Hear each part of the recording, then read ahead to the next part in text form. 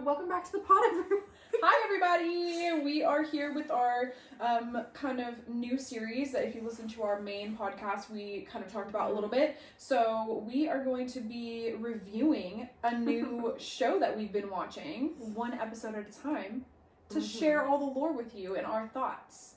And that show is going to be The Real Housewives of Salt Lake City. Woohoo! So I hope you're seated. If you guys have not watched anything in the Real Housewives universe, there are 44 Real Housewives shows, like USA and internationally, and this is only my second one that I've ever watched. This is my first. Yeah, so there is so much lore for us to dig into. It really is. You'll know way more of like the lore behind the stuff than I will. Most of the time, yeah. And if I can provide context, yes, I will provide context.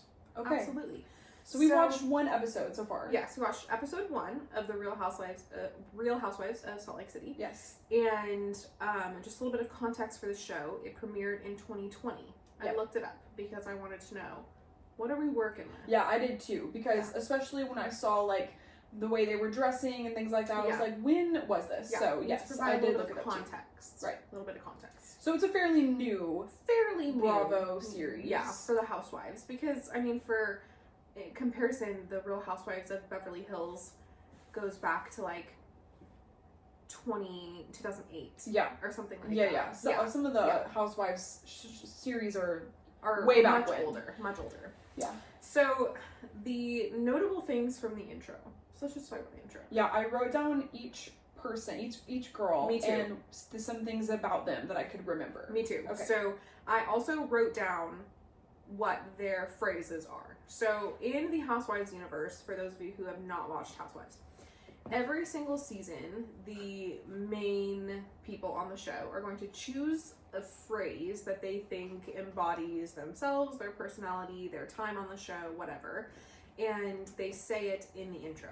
Yes, I didn't know this until you told me after I'd already watched it. And it's different each season. So, and it does often kind of go hand in hand with what they do during that season, the things that they struggle with, stuff like that. So I think it's a huge, window into their character. Okay, let's talk about it. So let's talk about it. Let's start with Jen. Okay, Jen. So Jen Shaw, her intro quote is, "In this town, I'm Queen Bee and MVP." Yep. Honestly, I don't know what else we need to say about that. It's pretty accurate. We've watched one episode. Yep. Pretty accurate. Okay, let's talk about Lisa next. Lisa's, "When you take cheap shots, always expect a hangover." I feel like we're going to see a lot from Lisa. I feel like we're going to see a lot. I have high expectations. For Lisa and Jen, but I have high expectations for the drama of Lisa. Oh yeah, me too. And I have lots of reasons that I feel that way. But definitely. We'll go into that. Me too. Okay, Whitney's, "This rose isn't scared to handle a little prick." Oh, Whitney. What a special, special girl. Yeah. Okay. I don't even feel like we need to explain most of these. No, I don't think so. We'll get into it. I don't think so. Meredith's quote, "Jealousy is a disease, to which I say, get well soon." I actually like Meredith. I like Meredith. She's one of my favorites so far. I feel like she is so far the most normal. Yes, I agree. Yes. I agree. By far the most normal so far. I would agree with that. So get well soon to Meredith's haters. Mary. Mary's quote is, "I love God, but I will read you like a scripture." Queen. Snaps. Snaps for Mary. Okay, Heather's. Heather's. "Just like my pioneer ancestors, I'm trying to blaze a new trail." Oh my god, Heather is something else. Heather is something else. Wow. Heather's something else. So one other notable thing about this intro is that they all say their quotes, and they're in their fancy dresses. And then at the end of the intro, when it says Real Housewives of Salt Lake City, they're all standing there, with their hands out, like they're holding something. And they AI basically snowflakes into their hands as they're holding it. And listen, this show premiered in 2020. Yeah. 2020. You would think that they could make it look More real. less weird, but it literally, you have to just look up a picture of what the intro looks like, because It was not good. It's not good. But in Real Housewives of Beverly Hills, they're holding diamonds at the end of their intro. That's so funny. It's so funny. Okay, all right, so let's get into it. Okay. First of all, actually, before we get into it, notable statements just from like the first 1 minute. They had like the intro of like, you know, we're Mormons, blah, blah, blah, blah, blah. Yes. So I wrote down, someone quoted, I don't even remember who quoted this, "It's so hard to be a good Mormon." Heather Heather said that. because she's the one who owns the laser Yes. beauty thing. Yes, we're and gonna she get was into saying that it's so hard to be a good Mormon because she likes to drink and cuss and have a good time, and you can't do that when you're like a good Mormon. Yes, queen. Anyways, and then someone, I think it was Lisa, who said, "Don't drink, don't swear, treat your body like a temple." What is that? All right, I think we're gonna see more of that. Okay, so first scene, we're in Jen's house, but she calls it a chalet. Her chalet. Chalet? Her Jen's chalet. But what is a chalet? We must digress. I don't know. Is it Let's a look fancy house? Let's look up what the definition of a chalet is. Because I really feel like this is just her trying to make herself be like, I'm better than everyone else. She thinks that she is. Well, for she sure. definitely does. It says a chalet is a traditional wooden house or cottage found in the alpine regions of Europe, characterized by a gently sloping, overhanging roof and wide balconies. Okay, So her this house is not looks a chalet. nothing like that. So It this says is they're a house. often like a mountainside ski lodge or rustic vacation home. So we're at Jen's house. I have a feeling she wanted it to say chalet, so that she... Well, she did eventually when she threw that party. It said Jen's chalet or whatever when everybody got there. Yeah, but I'm just wondering, like, for the sake of the show, she probably was like, you have to call it a chalet. Yes, I Because agree. in every other scene, they just say it's so-and-so's house. Right. So, okay. It was like in the contract. Yeah. Like, this is my chalet. This is my chalet. We must call it a chalet. So, Jen is originally from Hawaii. Yes. But she's And like half Chinese or something. Mm-hmm. And she moved to Utah. And she said that in Utah, she said this crazy statement. She said that in Utah, she basically qualifies as black because they don't know any better. She said they don't know any better, so everyone here thinks I'm black. And she's married to a black man. She's married to a black man who is a football coach, or was a football coach at the University of Utah. It still is at this time. In Oh, is season he? 1. Yeah, he still is. In season 1 he yeah, is. yes. Yeah. It's right season now, 1. I don't know if he is. But Jen and her husband met in college, so basically this scene is just, talking about them. Wait, can we talk about Jen's hair, though? Let's talk when about they it. met in college. Oh, specifically. my gosh. It was... You don't want to talk about the hair or the eyebrows? Bro, both of them. So bad. So bad. So bad. So bad. Who cut her hair like that? Who told her that her eyebrows needed to be the thinnest pencil line They literally like... that ever existed? Yeah. I don't understand. I don't understand either. One moment. Pause. Cashew, get out! I knew it was you, rat. Get out. Quit getting in there. Go. Okay, sorry about that. Anyways, yes, the thinnest eyebrows I've ever seen, Yeah. and hair that's cut to like the top of her ears. Yeah. Like, girl, what? Yeah. Are you And doing? her husband said in this scene, he said, I saw her and like I instantly fell in love with her. I'm like, what? What did the other girls? What did they look like? What did they look like there? Yeah. I don't know. It was very strange. I have major concerns, but that's okay. Jen was raised Mormon, so that kind of plays into all of this, Mormonism in Salt Lake City. However, her husband is Muslim, Yep. so she converted to Islam. And she said that she did that because the Mormon church was not accepting of black people until the 1970s. Right, and she was like, how can I be this religion that Right. doesn't even accept like my own family? Right. And in this scene, they're just having a meal. It's her and her husband with their two sons. And they're just kind of chatting, and there's really no major point to the scene, as most of the scenes in this show I have actually a major point. do have a note about this scene. I do have one comment, but I want to hear yours first.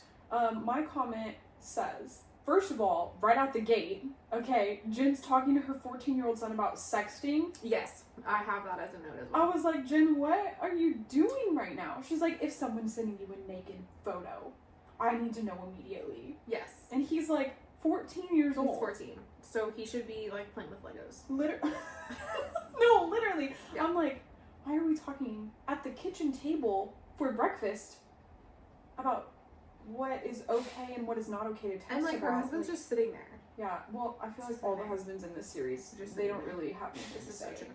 But it's just, yeah, it's very interesting because this is our first exposure to Jen. I mean, this is like the first scene. 5 minutes of the It's show. the first scene of the show. So like the first exposure, and you know that this conversation is fabricated because, you know, the drama is, some of it's fabricated, some of it's not. But like in these intro scenes where you're getting to know each person, it's planned, it's fabricated, they figure out what they want, you know?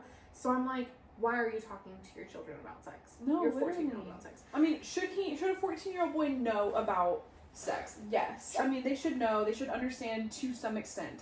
Should you be talking to your 14-year-old son about what is okay to receive in a text message and Absolutely sexting? not. Like, no, that's... To me, the most notable thing that she said in this scene is that she told her son that he could get AIDS from kissing a girl. Oh, yes. And then her older son was like, no. Yeah. That's not how that works. So if that tells you anything about Jen. Was it a scare tactic, or do you think she legitimately was like, you could get AIDS? I think she thinks that. I think she legitimately thinks that you can get AIDS from kissing a girl. Oh my god. Anyways, okay, next. We're at Beauty Lab and Laser with Heather. Oh, Heather. Okay, I have so many thoughts about. I have so many thoughts about Heather. So a little bit of background about Heather. She's lived in Utah since she was 15 years old. She's the most Mormon of the Mormons. The most Mormon of the Mormons. I literally wrote, her ancestors came across the plains, and she is hardcore Mormon. That's what I wrote on my notes about her. She is very Mormon in capital letters. She, however, does not align completely with the Mormon Church because she is divorced. She is divorced. She's divorced. And her ex-husband's family, the last name is Gay, just so you know, the Gay family. I literally wrote the Gay family, aka her ex-husband's family. Just let the irony of that sink in. Yep. They've been divorced for 5 years. And she said, specifically in one of her like little talking heads, she said she loves the Mormon Church and she loves the religion, but she doesn't feel that they align on a lot of things because she, quote, loves rap music, loves black men, and loves homosexuals. Yeah, I wrote that down too. Fantastic. Because, girl, what are you saying right now? Yeah. Which, like, love what you love. Yeah, but, I mean, I'm not saying that, you know, you can't feel that way, but you can't also be like, I am the most Mormon of the Mormons. Right. And then be like, but also, I love all of these things that the Mormon Church is against. And I think that this is going to end up coming into play throughout the season, maybe in later seasons. I don't know how long these people stick around. Because the cast they change. of Real Housewives like shifts all the time. Right. So I don't know how long Heather is in it. I don't know if she's a long-standing cast member, but I do feel like there's going to be a lot of discourse with her. There already about, is. You know, how good of a Mormon she is, Yeah. and how she's better than other people. Well, because she's the one that owns the laser place, and she said in one of the scenes that Mormons strive for perfection. Like, that's why she keeps getting so much Botox, and she owns this laser, because you can never stop bettering yourself. Right. So, I'm like, what? Which, I'll be honest, I don't know a whole lot about Mormonism. No, me neither. I may have to do a bit of a deep dive, depending on what our episode 2 shows us, and if I'm like, I am way out of touch. Yeah, and that's true. About Mormonism. But I did write down that she says that attaining perfection is a Mormon characteristic. Yeah. Which just seems really sad to me. Yeah, well, she had her daughters in there all doing their little facials and whatever, and her daughters are like, I don't remember their ages specifically, but young at this point, you know, like 10, 11, 12, ages. Right. And she's like teaching them already, like, you're never good enough. They're getting facials and they're doing all these things and in her laser clinic. Yeah, which is crazy. Okay, then we're at Meredith's house. Yes, Meredith is married to Seth. Yes. And at first I thought they only had one kid, but I think they only have one kid left at home. Correct. They have 3 kids total. 3 kids. 1 kid that lives at home. His name is Brooks. Yes. I wrote, is he gay? I wrote, as gay as the day is long. Okay, great. So we had the same like, for sure. thought. For sure. I just didn't want to assume too hard because he didn't say that, but I knew, I knew that he was. I totally assumed. But they're not Mormon. They're Jewish. So, she has lived in Utah for 7 years. 5 of those part-time because they go back and forth to Chicago. She is Jewish and she's originally from Chicago. Yeah. So she and Seth have been married for like 28 years. She owns a store and jewelry design business, which is pretty cool. I like Meredith. Yeah, she has some high profile clients that she talks about. She doesn't say who they are, of course, but she does believe that, she unironically says #blessed, which I think is just really apropos for 2020. Yeah. The most notable thing about this scene, again, we talk about like the manufactured scenes, but they're going hiking in this scene. Yep. They live in Utah. Mm-hmm. It's winter. It's freezing. And she's wearing platform boots. Slay. And yeah, because her son says, is it her son that says it? I think it's her son. Or is it her husband? I don't remember exactly. Why are you wearing those boots while hiking? Yes. And she's like, I like these boots. Yes. And then the only other comment I have about this scene is that her husband Seth believes that you can never have enough wealth or enough sex. Yes, I wrote down, Seth said that he's overworked and undersexed. What? And how embarrassing for him to say that. I think you should divorce that man. That's so gross. Don't say that. Yeah. On camera. If you feel that way, you need to come to your wife and say that. Yeah. But if you're literally going to be like, I'm overworked and undersexed, well, now you're definitely undersexed because I'm not giving you anything. I'm not putting out after that. There's no way. Gross. There's no way. Okay. Now we're at Lisa's house. Oh, Lisa. Background on Lisa. She's originally from New York, and she moved to Utah for school. She's Jewish by heritage and Mormon by choice. Yep. So except they own a liquor brand. They own of tequila. So many liquor brands. And they're coming out with a vodka at this point. Yes. So she owns a luxury marketing company, and her husband own multiple tequila companies, which is, very taboo. Yeah, not with the Mormon. For Mormonism. Notable things. There's a lot of notable things in this scene. A lot of notable things. She's putting a sweater on her dog. She loves it. Yeah, her dog's name is Kendall. Yeah. I'm on board with the sweater on her dog. I do. Is it just me, or is her dog really skinny? Her dog is really skinny. I was, kind of concerned. Maybe take it to the vet. Yeah, I was like, why can I see your dog's hip bones, kind of a little? I don't understand that. Yeah. But she seems to really love her dog. Anyway, her dog's name is Kendall. Her dog's name is Kendall. She met her husband because her sister served in an LDS mission with her husband, and her sister had a crush on her husband. And Lisa said, no, I think I'm going to marry that man instead. And so she did. She did. They've been married for 16 years. They have 2 boys. And then basically the rest of this scene with Lisa and her husband and her 2 boys is to say that they're not like other Mormons. Right. It's kind of, there's not a huge notable part of that. they're, Seth talks about, not Seth, John talks about how he's getting new tattoos, a gorilla and a wolf. Yeah. Terrible tattoo options. Please do not do that. And then, Lisa says, I don't cook at home. I don't do those things. I wrote that down. Lisa said, I don't cook. And then they proceeded to go to 3 different drive-thrus in their BMW or whatever they were in, their Porsche. I can't remember what the car was. They went to Taco Bell, Wendy's, and somewhere else. Sonic. Yeah. And at one point in the scene, though, they also had crumble cookies. Yes, they also had a box of crumble cookies in the car. In the car. She's like sitting there talking, and she's like, I want Taco Bell, and he wants Wendy's, and blah, blah, blah. So they just drive around town, going in all these drive-thrus. Yep. And because she said, I don't cook. And I just want to note, this is for breakfast. Yeah, for breakfast. This is the first thing in the morning. First thing in the morning. Okay. Yeah, wild. Okay. Alright, next, we're with Jen again. Oh, Jen. Okay, Jen. This scene. So, in this scene, she and her first assistant, Stuart, are driving around in the car. And notably, Stuart is driving her. Yes. He is a chauffeur. Stuart is, I'm not sure about him yet. I'm not sure about him either. He does everything for Jen, essentially. Yeah. Like, he's like her life manager, basically. Yes. Oh, they're not driving around in this scene. This is the wrong scene. Oh, that is a scene that happens. That is a scene that happens. So, she's with her first assistant, Stuart, but at this scene, she's at Heather's beauty lab. Oh, yes. Because Jen and Heather are, like, little besties right now. Yes. Yeah. Yes. They've known each other for a long time.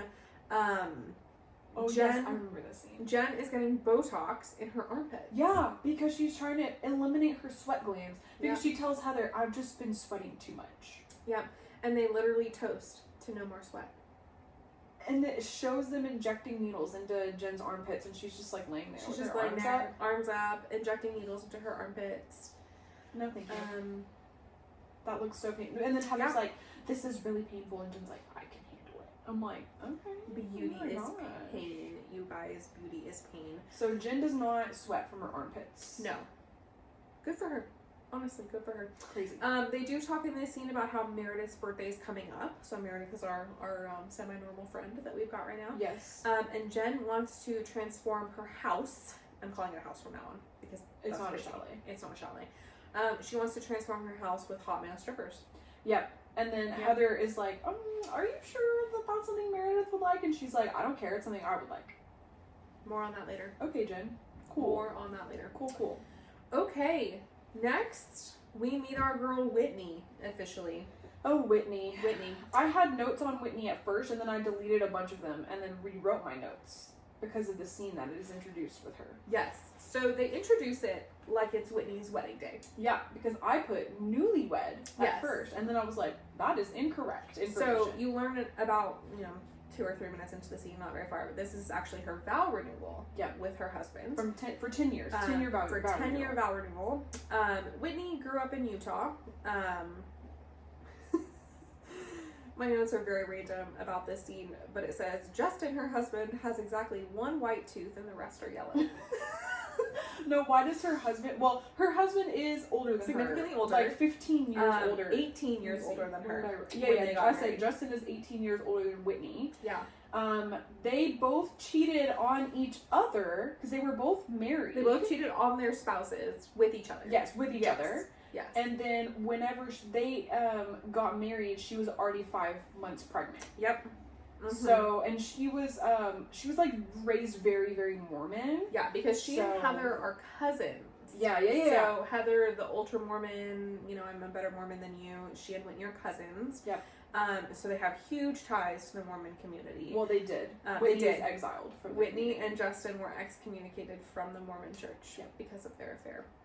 Yes, they were. Yeah. And now they have 3 kids. How many kids do they have? I don't know that they mentioned it in this scene. They do have kids, though. They have kids. She was 5 months pregnant when they got married, but they had another kid, I think. I think they have 2. This was a work affair, by the way. I don't know what company they worked for, but they met each other through work. Yeah. And had this love affair. Yeah. So now they're married. They have been married for 10 years, and they did a vow renewal. Yep. And she was basically like, suck it to everyone who said that we weren't going to last. Basically. Yeah. They threw this big party to basically, I guess, none of her Mormon family was at her first wedding because they all, they had been excommunicated from the church and she was pregnant outside of wedlock and all these things. Yep. And so she basically was like, big screw you to all you guys. We are still married. Yeah. And Whitney's so pretty and Justin is not. No. A handsome man. Again, he has one white tooth And he's 18 years older than her. And she's like this cute, petite little blonde girl. Yeah, she's super, super cute. It's very strange little It is a strange pairing for sure. One of Whitney's cousins, not Heather, but another one of her cousins, stops her on the stairs after their vow renewal and tells her that she's sorry for doubting they would still be together. Yep. Which is kind of funny. And then at the very end of the scene, Whitney changes out of her wedding dress and promptly gets onto a stripper pole. Yes, she does, and she knows how to work it. That is for sure. That's not her first time on a stripper pole. Not her first time on a stripper pole. And everyone was like, woo, go Whitney! Go Whitney! Love it, girl. Wow. Do whatever you want. What a crazy vow renewal. Yeah, okay, so now we're in the car with Jen and Stuart. Yes. Jen and her first assistant, Stuart, were driving out of the car. Stuart driving her. We say first assistant because Jen has 2 assistants. No, she has 3, girl. Oh, she has 3? She has 3. She has Stuart, and then she has a second assistant. Yes, I wrote it down later. I can't remember the third one. Because she calls her second assistant in this scene. So, Crystal. She calls Crystal. Yes, I knew about Crystal. Stuart, Crystal. And then her third assistant is Mario. I don't remember that. Maybe I do. We'll get to it. So, they're driving around. They're talking about this party that they're throwing for Meredith. Yep. So, Jen is basically saying, do we have all the details settled? You know, are we ready? So she calls her second assistant, Crystal, and is going over some of the details. And she wants this to be extravagant. Extravagant. We're talking ice sculptures, giant layered cake. She loves throwing big parties, but she says that everyone who works for her probably hates it. Yeah, I mean, she wants to be super extravagant, which, like, if you have the money, more power to you, girl. Which is super funny because we do see the party in this episode, and in my opinion, it's anything but extravagant. I mean, it's interesting because it's not what I thought it was gonna be. Right. From what she was, like, explaining, especially in this car scene. Right. So we'll talk about it. Which, to be fair, in reality TV, I've watched a lot of extravagant parties, so I guess I was expecting more money, more wealth, things like that. I don't know. Also, we do have to think that this was in 2020, so like were things a little bit harder. That's fair. To make it extravagant. I don't really know, but okay. Nonetheless, she's prepared to drop like multiple thousands of dollars on this party for Meredith. And then she says that this is just as much for her as it is for Meredith, even though it's Meredith's birthday party. Okay. Cool. So next we're with Meredith and Lisa. So yes, Lisa and Meredith met because they were basically set up on this friendship blind date. Yep. They said, and Lisa was super, super late to their first friendship blind date, and she has this talking head, which is so funny, where she says, "I'm a Sagittarius, so I thought she was going to be late too." Blame it on the zodiac sign. Notably, my husband was in the room when she said that, and Nick said that he was losing brain cells listening to it. So Lisa and Meredith are hanging out. We're at Meredith's house. They're just kind of chatting, and then Jen rolls up in strappy heels, stilettos that are like strapping all the way up, gets out of the car in ice and snow, and is like slipping and sliding all over the place. Her toes are like turning blue from how cold it is outside. I'm like, girl, what? It's a hilarious scene. The way that they shot it is hilarious because, you know, in like these extravagant TV shows, they're going to show the cars rolling up and then they're going to show the scene of the door opening and the person, the woman, getting out in these really nice shoes. Right. So the scene is like iconic. You know, they do it in almost every single reality TV show, except the way that this is shot is that she puts one foot out and it crunches on ice and then she slips. Like the foot slips, and it's so funny. It is funny. It's kind of like the producers are like making fun of her because as they should, because what are you doing? That's totally fair. You can totally wear winter boots that are like super cute. Yeah, and heels if you want it. Absolutely, you know. Yeah, and she's wearing a fur coat, which whatever. So the three of these girls sit down, Meredith, Lisa, and Jen. Yeah, Meredith and Jen, that's right. And they're all just like, I think they're like having a glass of wine. Yes. They're just hanging out. And Jen tells Lisa that it's funny that Lisa and Heather know each other from school. Yeah. So they start talking about, how Lisa and Heather went to college together, which we later find out is BYU. So Brigham Young, which is very, very famous Mormon college. Yep. So we find it's out like very strict to get into. Very strict. Just like, any religious school, they have like their standards. Right. So very strict school to get into. So they're talking about how, Jen is saying that Lisa and Heather know each other. And Lisa is like, I don't really remember her. No, straight up. She said, I don't remember her. I was like, oh, what is happening? And Jen's face was like... And then Jen has a talking head and she's like, that's so rude. I would be so offended. I'm not worth remembering. Yeah. Like, girl, it's not that serious. And then there's like a flashback scene to Jen and Heather having lunch where Heather is talking about how she and Lisa have known each other for like 20 plus years. And so, like, Heather is, like, fully into it. She's like, I know this girl, like... She's, like, almost like we're besties. We're friends. Like, that's how she's talking about it. Like, I've known Lisa for 20 years. Yeah. And which is so interesting whenever Lisa's like, who? Lisa's like, I don't know that person. And she does say that Heather... What she remembers about Heather is that she was a good time girl. She was like flashing her titties everywhere. So she talks about how she like literally shows like lifting her shirt and like flashing her titties. Yeah. And she was like, that's what I remember about Heather. Which honestly, rude. Why would you say that? That's so funny. It's so funny. Okay, this next scene. We get to know Mary a little bit. So this is our first introduction to Mary. This is our first introduction to Mary. So we're at dinner with Mary and Whitney. Mary is our oldest housewife at this point. I can't remember how old they said she is, but she's definitely the oldest of this group. Yes. So she rolls up to this dinner with Whitney, and she's pretty bougie. She's wearing, a really nice jacket, really nice outfit. She looks nice. Yeah. And Whitney's like idolizing her too. Whitney's like idolizing her. She's my, they're friends. Yeah, they're friends for sure. And Whitney is basically starts saying, well, like, everyone knows about Mary's relationship because Mary says that she's been married for 21 years, and then it cuts to Whitney talking head where they're like, it's famous among the Mormons. They're like, everyone knows. Everyone in town knows. And come to find out, 2 seconds later, that Mary has been married previously to her step-grandfather. And had relations with him. No, she's still married to him. I thought she's still married to him? Yeah, they've been married for 21 years. Oh. To Robert? His name's Robert. Yeah. It was like in her grandmother's will. That's her step-grandfather. That they got married, like when she died. It was like in her grandmother's will. Yeah. That when she died, that Mary was to marry her husband, Robert, which is Mary's step-grandfather, who she sleeps with, who also in the past has slept with her grandmother when she was alive. Just think about that for a moment. Yeah, just let that digest. Just let it sit. Anyways, Mary is a woman pastor because she's not Mormon. She's Pentecostal. Yes, she's Pentecostal, but she's not a pastor. She said she didn't want to be a pastor. She is like high up in the church. Yeah, I called it a women pastor because it's like she's up right there under or something. Yeah. Yeah.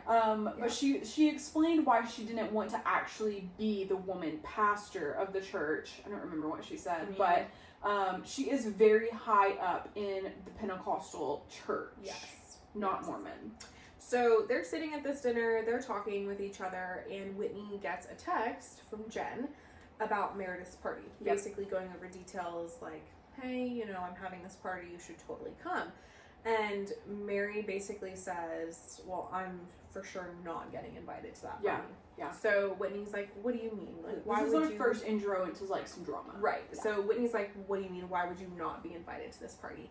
And Mary tells Whitney that Jen is offended because they were having a big group dinner at some point, and Jen showed up and gave Mary a hug, and Mary was put off by how Mary Jen was smelled. Traumatized. She got flashbacks because Jen smelled like a hospital. Jen smelled like a hospital. And it triggered her. It triggered her so bad. But can we talk about why it triggered her? Can we please just talk about why she was so triggered? Because this is the part, at first I was like, okay, maybe she had like a really traumatic experience, like in the hospital or whatever. Go ahead. She was getting her sweat glands removed. And she, quote unquote, died twice on the table during this procedure. And it was so traumatic to her that now she can't even smell a hospital without having like severe flashbacks, like war flashbacks and reactions. Yeah. So this is why she can't stand the hospital smell. And she was so traumatized by Jen showing up to this dinner smelling like hospital. Yeah. And then let's talk about why Jen smelled like hospital. Well, because this scene specifically, it switches to Jen and she's like, my aunt was getting both of her legs amputated. And I was like, oh my god, what is happening? And it doesn't even go into detail as to why she got her legs amputated, and so I still don't know. We never learned. No, and I don't know what happened. Yeah, Jen says that she had spent all week in the hospital with her aunt, who is like her mother, and she was in the hospital because her aunt had to have both legs amputated. But why, Jen? I don't know. Why did this happen? There's a hilarious quote later that I wrote down that they get into it later. So Jen and Mary get into it later at the party. And I wrote down this quote that Mary said. She said, "Why are you getting your legs cut off at 60? Yes. That means your diet is bad. She didn't eat right or drink water." She was probably diabetic.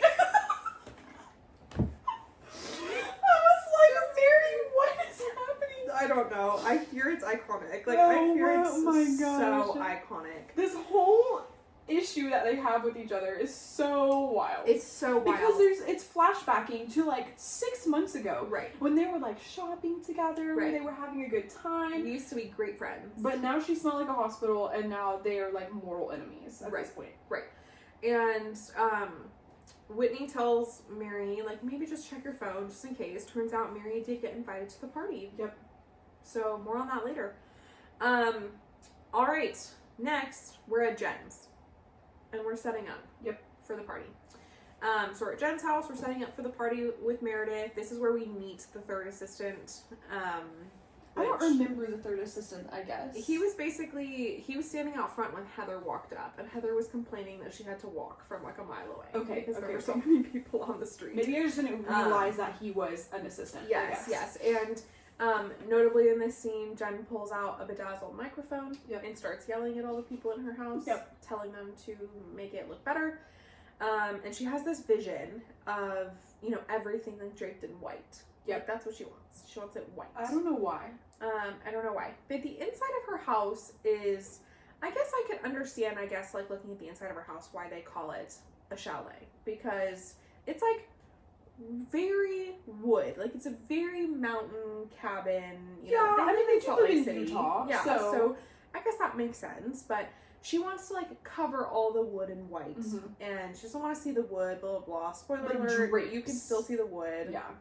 Mm-hmm. Just kind of looks strange. I don't know why. It would have looked better if it was just in the house and not have white sheets basically covering everything. I don't understand that. It doesn't end up looking expensive, but that's what the goal is. Yep. So Heather rolls up because she's helping Jen get everything ready for the party. And they end up sitting down and discussing Lisa. And Jen says that, basically tells Heather what was said about her, that she was a good time girl, but that Lisa doesn't really remember her. And Heather is pissed. She's like, how dare she? How could she not remember me? Blah, blah, blah, blah, blah. And then she's like, I wish I was a good time girl. Mm-hmm. And I was like, whoa. And I'm like, okay. So far, I'm not gonna lie. So far, Heather very much gives me, like, pick me vibes. Oh, I would agree with that. Like, very much gives me pick me vibes. And I have a lot of thoughts on Heather, and I don't know whether they're gonna pan out or not. But Heather is the only one of this cast that is a little bit heavier. Yeah. So Yeah. I almost wonder when she says some of these things and like does some of these, like has some of these actions that she does, whether it's just a little bit of insecurity on her part. Yeah, and it does seem wild to me that because of how she is with, like, you have to look perfect and there's, you know, there's nothing you can stop doing to yourself to make yourself look better, that she's not like a toothpick. You know what I mean? Like, you would think that she would be, like, almost anorexic at this point. Which, like, genetically, you can't really control some of that sometimes. You but know? with enough plastic surgery. That's true. I mean, it just makes me wonder if, like, some of these things, you know, her reminiscing about her college days and saying, I wish I was a pick-me girl. I mean, I wish I was a good time girl, you know, that she's just a little bit insecure about herself. So I don't know if we're going to see that kind of play out. I think some of the insecurity also comes to the fact that she's the only one divorced, because she did mention that like 2 or 3 different times in this episode, where like, oh, well, I think that I'm not as accepted in the group because I was divorced and stuff like that. Yeah. So I think some of the insecurity probably stems from there as well. I would agree. And it's interesting to note that literally no one is judging her for her divorce. No one else has mentioned it at all except for Heather. Yeah. During this episode. I'm sure it will come up. I'm sure that they're going to use it against her at some point. Yeah. So Flash, we're at Meredith's house, and it's her birthday. Yep. And her gay son Brooks. Yeah, this is such a weird scene. This is a weird I don't scene. understand it. It's weird. Yeah. He's setting up roses and candles. And like tons of roses. Like you can't even see the floor. I literally wrote that. I said completely covering the floor. What's with the thing on the coffee table covered in roses? Why does it look like a coffin? I literally said it looks like a coffin. Why does it look like that? I think it's... And it has the little thing that you see like at a funeral with her initial on it. Yeah. But what am I trying to say? But it's like made of flowers. Or I don't know, it's very strange. It's very strange. And it turns out this was all set up by her husband, who is out of town for business, couldn't be there for her birthday. And he had this florist come and put these flowers, and then, you know, her son Brooks had like put the flower petals on the floor. And Brooks is how old? Like 16? I think he's a little bit older. I think he's in college. Oh, that's right, because he took a gap year. That's why he's living with them. Yeah, so he's like 20. He's like 20. He's a little bit older, and it's just it's very interesting. Like, you know, Meredith comes in and she's like, "Oh my gosh, what is all this for?" Yeah, and she's literally walking on a straight bed of rose petals. Like, there's literally like you can't see the floor. I don't understand it. It's kind of strange. It's not giving romantic vibes. Her husband's not even there. Like, what is she now? She has to clean up all the roses. Right. I'd be so mad. Seems weird. I'd be so mad. And it seems extra weird that Brooks is the one setting it up, and he meets her at the door or whatever. Like when she gets home, she's like, "Well, what is this?" And he's like, "Oh, Dad paid for it, but I set it up." I'm like, what? That's so it's overall weird. Just very strange. She FaceTimes with her husband, and he's like, "I'm so sorry, I'm missing your birthday." Whatever. And then I feel like the only other notable thing you find out is that Meredith is 48. Yeah, but she says that she tells most people she's 35. Yeah, she looks really good for 48. She does look great for 48. She looks really good for 48. Okay, now it's Meredith's party. Okay. Let's do it. Let's talk about this. Meredith looks bomb during this I was about to say, Meredith's dress. It's so... Obsessed. Yes, I love it. Obsessed. The fluffy sleeves. Yes. It's so bright and fun. Yes. Like, she looks really good. It is hot pink. And it's like a shorter dress, but has long sleeves, and the sleeves are completely feathered. Yeah. So like big, poofy sleeves of feather. And she pulls it off very well. She looks so good. She looks so good. Notably, everyone's getting ready, so it like flashes to each person getting ready. So first you see Meredith. She's wearing her hot pink dress. She looks amazing. And then it goes to Lisa, and Lisa basically says that she's gonna wear black. She wants to keep it classy. Mm-hmm. And then she says she's, quote, not wearing a tacky short dress with the big stilettos. Yeah. And then it cuts to Whitney, who's wearing a short dress with big stilettos. Yeah. Which I just think is really, really funny. Which most of them were, to be fair. Most of them were. But it was funny how they did that. Yeah. And then Whitney was immediately walking out of her house a cocktail dress. A cocktail dress and stilettos. Yeah. Heather's wearing this, like, black sparkly dress with a terrible bedazzled belt. I don't know if you remember that belt. I don't. Oh, yes, I do. I didn't like Heather's outfit. No, I did not like Heather's outfit. It was terrible. It did not flatter her at all. No. In fact, I don't like Jen's outfit either.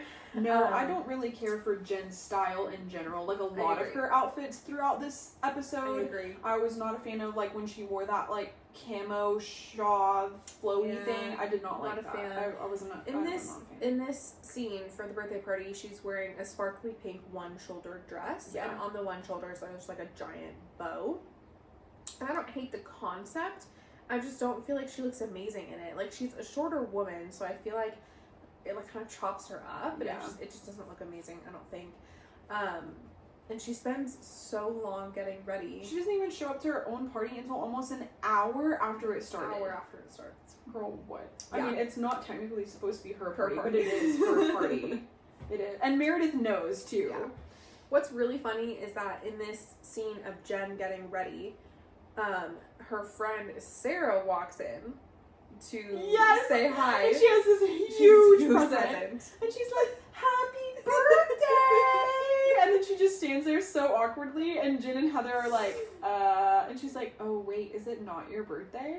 And Jen's like, no, my birthday's in October. And Sarah was like, oh, I literally thought it was your birthday. But I guess Jen got a present. I guess for her not birthday. It is so funny. It's so funny. She literally, happy birthday! Happy birthday! And Jen was like, what? Excuse me. So then Lisa shows up. She's wearing all black with, like, a fur jacket. Looks nice. Mary's wearing this, like, light green outfit. Which I'm not a fan of, but she is the oldest woman on the cast. Yes. And I feel like it was an appropriate outfit for her. For sure. But she also was wearing leggings under it. And so I'm just not sure if she was wearing leggings because it was, like, cold or if she's trying to be modest. I'm just going to have to kind of suss out her style I'm not sure. going forward. I wonder how much her Pentecostal views, influence that. I don't know. But. Yeah. So I made a note that said, Jen takes so long to get ready just to look mediocre. And I just feel like that's... Well, I feel like half the time when she was getting ready, she was just, like, yelling at people and whatever. She was just standing there talking to people. And she was, like, getting mad. Yeah. I don't know. I don't know either. So, she just doesn't look that good. Let's be honest. And then she tries to make this huge grand entrance when she comes in. And who is it that... I didn't write down who said this, but they were like, I think it's really inappropriate to make a grand entrance at a party when it's not even your party or whatever. I think that was probably Lisa. I think it was Lisa. I think it was Lisa who was like, I think it's really strange to be trying to make this grand entrance when this is supposed to be Meredith's birthday party. Yeah, but Meredith got there and immediately said, like, I know this party isn't for me. Right. So she knew. But... she was just going to attend out of, good spirits. Oh, can we also just touch on the fact that all of the servers are walking around half naked? They're all men. Shirtless. And they're all shirtless, walking around. And Heather's hitting on every single one of them. Yep. And eating all the snacks and drinking all the things off their trays. And she's like, hi, I'm Heather. And I'm like... It's so awkward. Girl, what are you doing? It's so awkward. And they're just like, ha ha ha. Okay, great. Nice to meet you. I'm like, these guys are not here to sleep with you. But I think that's what plays into the fact that I don't think this party is not very fancy in my brain. Like, shirtless men can be done in, like, a really kind of, like, fancy, picturesque way. Right. I don't feel like it is. No, I don't agree. It feels tacky more than anything. I think so too. And also, a lot of the men aren't as nice looking as they should have been to be shirtless servers. They're mediocre. Yes. Yeah. And so, also, I feel like it's strange to do this at a party that all of the spouses are invited to. Totally like, this should have been a girls only party, and then had all of these shirtless male servers, if that's really what you wanted to do, which is not even Meredith's vibe. Right. Anyway. Right. But Heather was all about it. Yeah, she sure was. And back to the decor. It's all basic white. It's kind of literally bland. Like white sheets. It's hanging white around sheets everywhere. hanging around, and then there's like white couches and white tables, and it's just to be honest, gives the I think I have money impression. Yeah, like it gives very weird. Like I did it halfway, but I couldn't afford to do it all the way. Why does she have 3 assistants and none of them told her that it looks like trash? I have no idea. Anyways, we digress. There's some dancers that come in.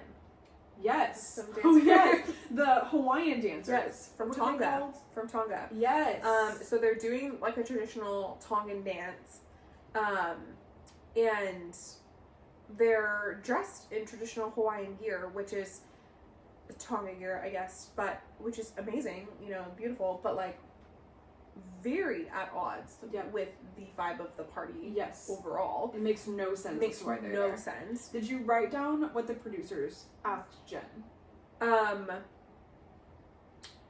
during this scene? I remember Jen saying that she wanted to incorporate her heritage into Meredith's birthday party, but I don't remember specifically what she was asked. So the producer asked her, like during one of her cut scenes, what does the Tonga dancers have to do with Meredith? Oh. And Jen replied and said, it took her a minute. She was like, and then she finally said, nothing, but they have everything to do with me. And I was like, Jen, what is happening right now? Because remember, she's from Hawaii, right? Yeah, so like, they're like in these Hawaiian outfits. It's winter time in Utah right now. I don't know. It's so weird. And like such an odd thing to add to the party. So weird. And then one of the dancers pops out of a giant cake. Yeah, I don't understand the whole dancer scene. I'm like, why do you even have them there? Again, it's so confusing. Weird. It's so confusing. So then we get to our little fight at the end of the episode. Yes, with Mary. With Mary.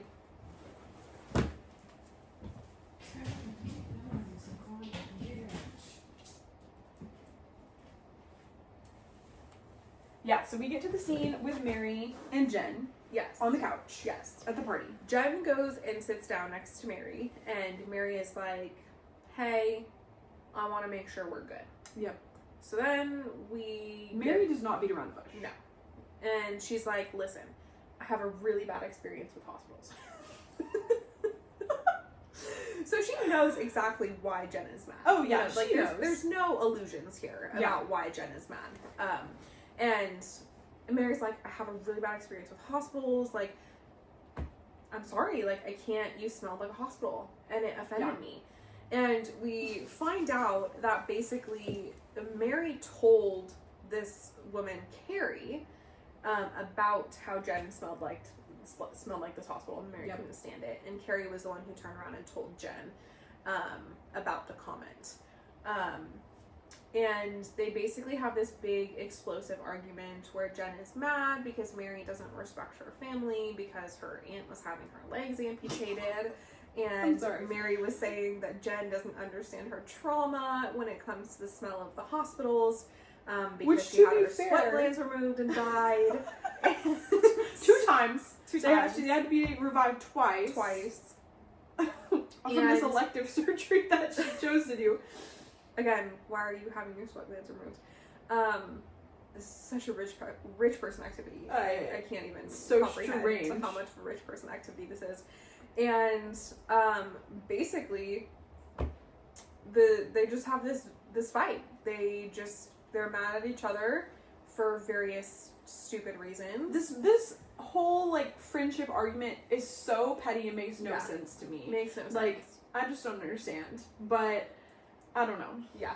They just can't get over it. They can't get over it. And basically, at the end of the scene, Jen storms away. She storms into her room. She slams the door shut. Oh, yeah. Everyone at the party knows. Everyone at the party knows that there's, like, this beef going on. And Jen slams the door shut. And that's when you have the talking head of Mary, who, this is the very end of the episode, who basically says, why are you getting your legs cut off at 60?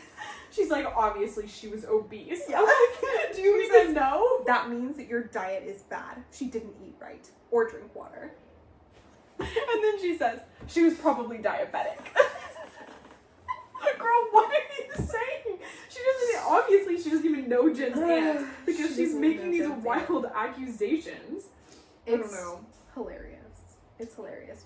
But that's episode 1. Yeah. Of the Real Housewives of Salt So Lake City. much, like right out the gate. Yeah, so much right out the gate. I'm really excited to see what develops. Obviously, at the end of the first episode of every season, they give you like a 2-minute teaser. You know, they're like, this season on The Real Housewives of Salt Lake City. Yep. So we have lots of drama to look forward to. We There's do. definitely going to be more discourse about the Lisa and Heather. Oh, we didn't mention during the party. Oh yes, Heather tries to to like say hi to Lisa, and she's like, "Hey," and it's like the most awkward thing. I had the biggest secondhand embarrassment because Lisa just like walks past her. Yep.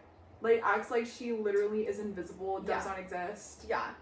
They actually didn't talk about that much, but that's going to come up again for sure. For sure. So after the end of episode 1 and all of the notes that we have discussed, who do you think is going to continue to be the most drama throughout season 1?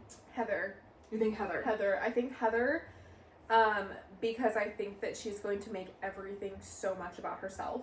That's a good point. I just think it's going to be so much like, well, this happened to me, and this happened to me, and this happened to me, and my feelings are hurt, and blah, blah, blah, blah, blah. I just see her being a person who's not able to just kind of, like, get over it. Yeah. I think Lisa's going to be a little bit of a pot stirrer, because I think that she already has been. Yeah, and I think that she's just going to be sitting by and making these snide comments, and then, you know, I don't know how she's going to react when she's kind of in the line of fire, because we haven't seen that yet.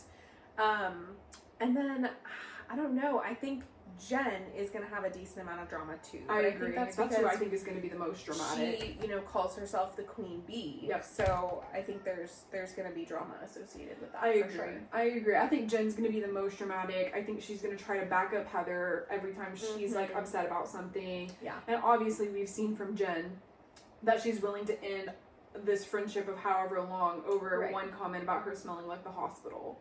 So, which is freaking hilarious. It's so funny. It is so funny.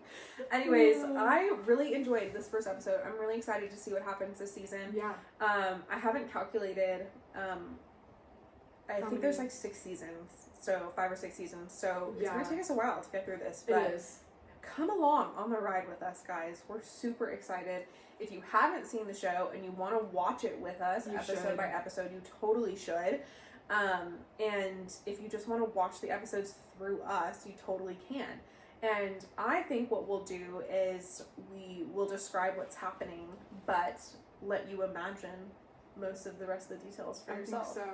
Which I think the best option is that you watch it along with us, so that way you know. And we would obviously love your thoughts and comments. Yes. If we miss anything or you disagree with us on something. Yeah, please let us know. But I'm excited. I feel like this is going to be a great series. Yeah, so. I'm really excited too. So until next time when we go back to the Mormons in Salt Lake City. We'll see you in a couple of weeks. Bye, everyone. Bye.